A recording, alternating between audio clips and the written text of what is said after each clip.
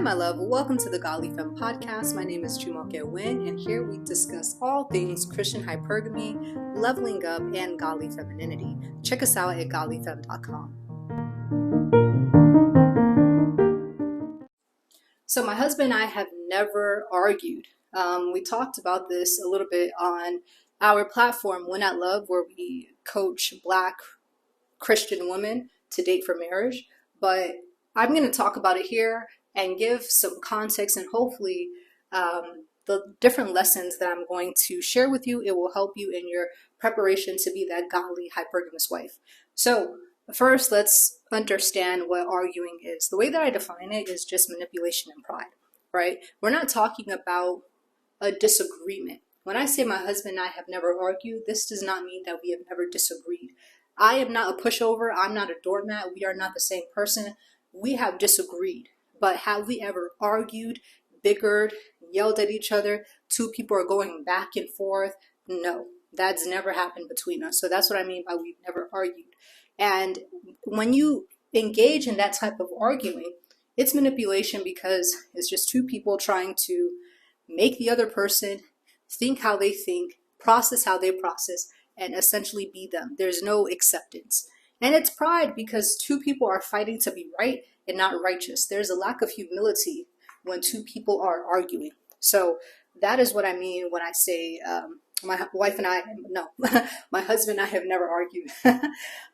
So why have we never argued? The first thing is clear expectations.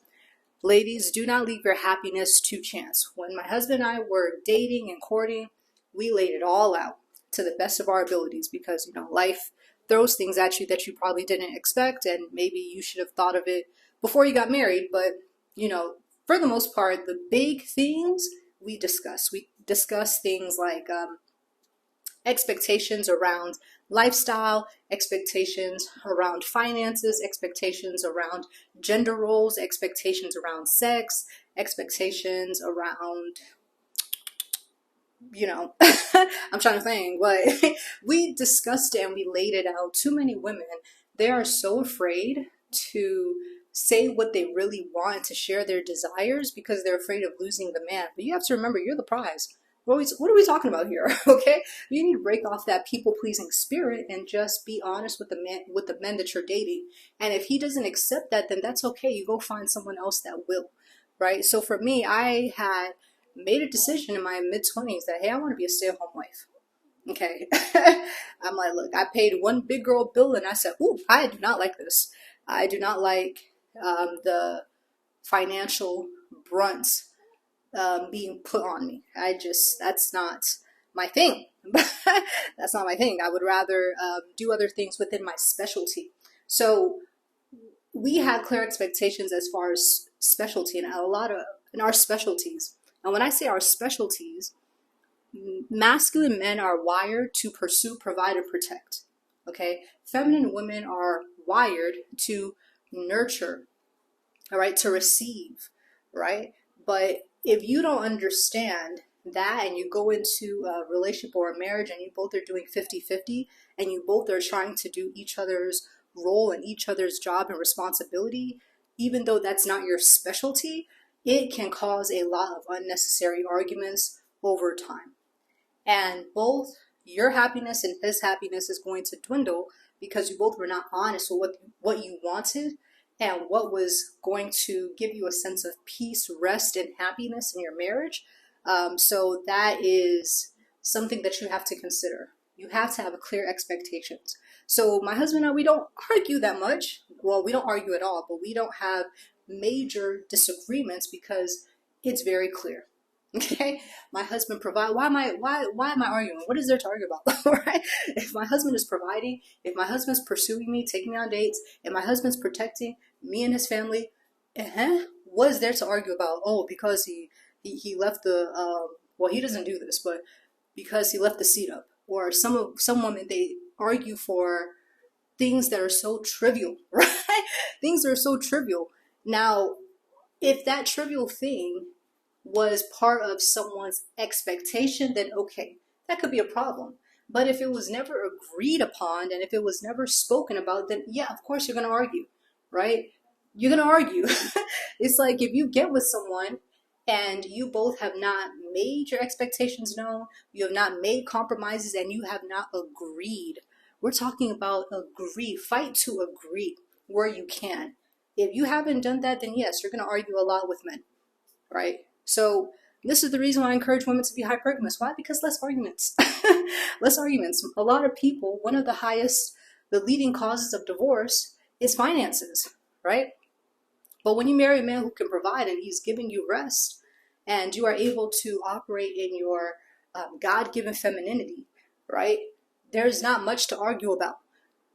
If he left his sock on the floor, pick it up, right? You're the homemaker. Pick it up. You have time.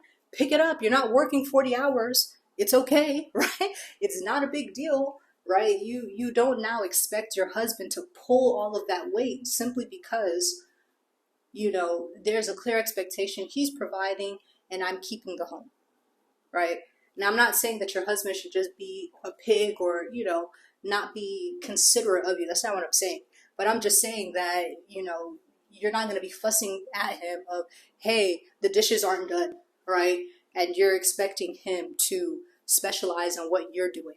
That's what I'm trying to say. So clear expectations, ladies, have clear expectations. The next thing is clear communication, okay? Find a solution because you both are a team. Clear communication requires a bit of emotional intelligence because a lot of women, they bypass their emotions and they try to find logic and reasoning to how they feel instead of first tapping into their heart and their emotions, being honest with themselves and how they feel. They try to push their emotions to someone else to say, you made me feel like this. You're not doing this. Okay, well, how do you feel? If you feel rejected, if you feel undervalued, it's better to communicate that to a man than to simply fuss at him. You want to always attack the problem and not the person. So my husband, we don't attack each other. Like, my husband's human, right? If I want something, I just make it known. And I don't have any shame about having needs, even if it's emotional needs, right? I am someone who I am very affectionate, touchy-feely. I go to my husband all the time. Like, I just go up to him and I get my kisses, okay? I get my cuddles. What's he gonna do, right? Like, if that's something that I want, I'm not gonna be like, oh, he hasn't done it. Oh, expect him to read my mind. I just go and get it. So if I need a hug, I'm gonna go and get it. I go and hug my husband at least 3 times a day. I ask for kisses all the time. I'm like, I don't have enough kisses. Listen, I'm a baby girl. Y'all gonna learn today. I'm a baby girl for life. Okay? I am a baby girl for life. I refuse to suffer in silence. I refuse. Okay? If I need something, I'm going to let my husband know. Hey, I need some affection. Hey, I need some attention. Hey, I need this. This is my emotional needs. Hey, I need a hug. Hey, can I have some monies? But I'm just going to make it known. And my husband, being the great husband that he is, who's a provider, a pursuer, a protector, he is going to meet that need. Okay? And the same thing for me. It goes back to the whole thing with expectations. He had expectations for his wife, and I agreed to those expectations. We met them. Here we are, we're in marriage, right? So all this to say, as you're dating, and you're preparing, not even just dating, but really just preparing, right? Because this can be applicable even in other relationships that are not romantic, friendships, family, whatever, right? You have to be able to practice healthy communication. Say what you need. When you have certain needs, you can't have shame around how you feel about things.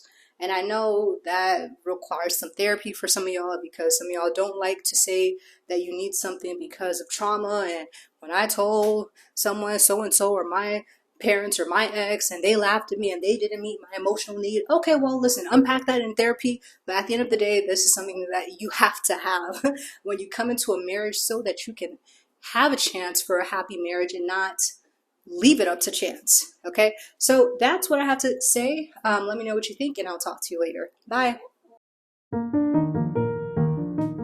Thank you so much for listening to the Godly Femme podcast. If you would like more help in your femininity journey, make sure that you do sign up for our 7-day Godly Femininity Challenge. and also that you join our free Facebook mentorship group, Black Hypergamous Christian Women. All the details are in the description.